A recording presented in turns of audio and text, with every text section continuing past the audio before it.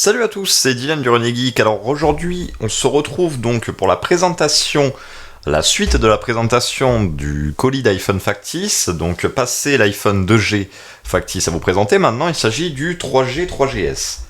S'il n'a été très compliqué vraiment de faire la différence entre l'iPhone 2G factice et l'iPhone 2G le vrai, il sera cette fois-ci pas compliqué de faire la différence entre les deux. En effet, vous avez deux iPhones sous vos yeux. Lequel à votre avis est le vrai, lequel à votre avis est le faux?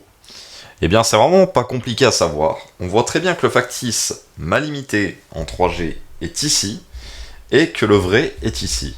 Ce qui va être le plus flagrant déjà au niveau de la présentation, ça va être vraiment l'écriture. L'écriture sur le 3G 3GS, en effet, est brillante derrière. Là, on peut voir, et encore vous le voyez mieux à la caméra que moi à l'œil nu, de là où je suis, c'est-à-dire juste derrière la caméra, je ne vois strictement rien au niveau des écritures. Alors que sur le vrai, je distingue parfaitement iPhone, les logos de norme, ainsi que le petit texte qui est écrit en dessous. Donc là, de ce côté-là, au niveau de cette copie, ça pêche un petit peu. Ce qui va être aussi, tout comme l'autre, visible, mais moins quand même, c'est la différence au niveau de la pomme. En effet, la pomme est toujours imprimée sur le 3GS, alors que ici, on a le droit encore à un petit logo renfoncé, mais jusque-là, pour ce côté-là, pas bien, c'est pas bien méchant, quoi.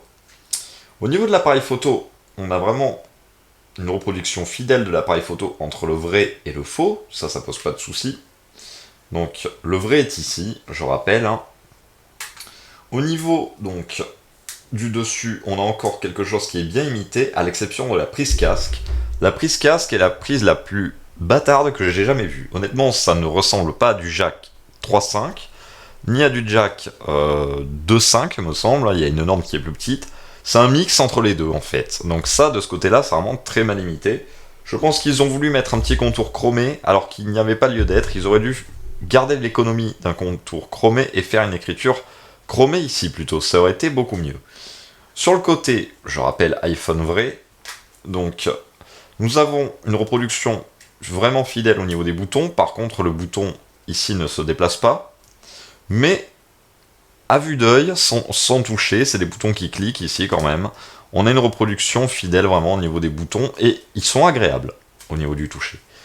Au niveau du dessous, on a une reproduction qui est, ma foi, pareil, assez fidèle. Le vrai est ici, le faux est ici. Seules les grilles au niveau de l'haut-parleur semblent être noires au lieu d'être un petit peu argentées sur le vrai, mais c'est une différence qui est vraiment mineure. Et sur l'autre côté, vraiment aucune différence. Passons maintenant à la face avant. Donc, hop, voilà. Que je remette un petit peu le bouton un petit peu droit. Au niveau de la face avant, nous avons quand même une reproduction, quoi qu'on en dise, fidèle. Le seul truc qui me paraît à la limite ici un petit peu différent, c'est que sur le vrai 3G 3GS, les bordures étaient un petit peu plus fines, et là ils ont gardé les grosses bordures du premier iPhone. Mais c'est vraiment du détail. Autant vous dire que même après un coup d'œil assez persévérant, vous ne remarquerez pas trop ce détail. Il faut vraiment mesurer limite pour faire la différence. Au niveau du bouton, on a toujours le même problème, donc le bouton Home qui se barre dans tous les sens, mais bon, ça c'est pas très grave pour de la présentation.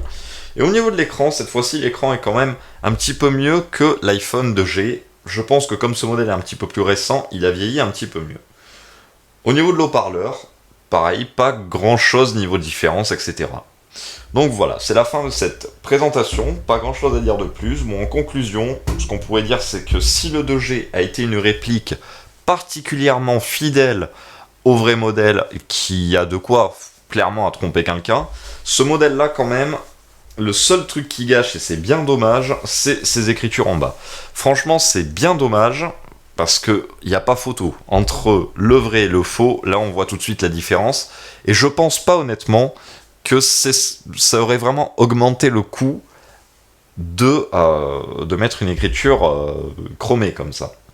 De plus, ce n'est pas une raison pour que ça passe la douane, contrefaçon ou autre, parce que de toute façon, tant qu'il y a le logo Apple, qu'il y ait les écritures ici dorées ou non, de toute façon, si ça tombe sur la douane, c'est écarté. Voilà, donc j'espère que cette vidéo vous aura plu. Je n'aurai pas grand chose en niveau détail à vous dire. Pareil, j'ai pas de lien. Je sais que le 3G c'est assez compliqué à avoir en factice. C'est pareil, j'en ai pas trouvé. J'en avais trouvé il y a quelques années, mais là, j'en trouve plus du tout. Donc là, pareil, j'ai pas de lien à vous partager. C'était dans le même colis sur la vidéo unboxing. C'est le même produit, quoi. Pas de lien à vous partager. Bon, ce que je pourrais juste rajouter de la part du vendeur, c'est assez sympa cette petite pochette. Bon, après, c'est quelque chose quand même de bien costaud. Mais bon, je pense on va mettre un vrai 3G dedans. Ça protège bien. Ça protège bien, même si après, le charme d'un iPhone perd tout son sens dans ce type de pochette. C'est vraiment dommage. Après, un petit fail quand même au niveau de la pochette, hein, parce que ça me paraît intéressant de détailler ça. Là, vous avez donc l'entrée pour le micro, mais vous avez des petites bandes de jonction ici qui sont sur le haut-parleur et sur le micro, ce qui fait que vous devez perdre en qualité. Voilà. Tandis que le haut-parleur ici est parfaitement dégagé, l'appareil photo est juste parfaitement aussi dégagé derrière. Mais sinon, ça a l'air de la coque quand même. Je pense que c'est idéal pour les personnes qui travaillaient dans tout ce qui est chantier, etc. Ça a l'air vraiment solide. Bon, après, effectivement, le charme d'un iPhone perd tout son sens dans ce type de pochette. Voilà, donc j'espère que cette vidéo vous aura plu. N'hésitez pas à mettre un petit pouce bleu si la vidéo vous a plu. N'hésitez pas à vous abonner si vous souhaitez rater aucune des vidéos. N'hésitez pas, en vous abonnant, à activer la petite cloche pour recevoir les notifications. Si vous avez la moindre question, n'hésitez surtout pas à la poser dans les commentaires. Bien entendu, pas d'insultes ni rien dedans. Voilà, je vous dis salut à tous et à la prochaine.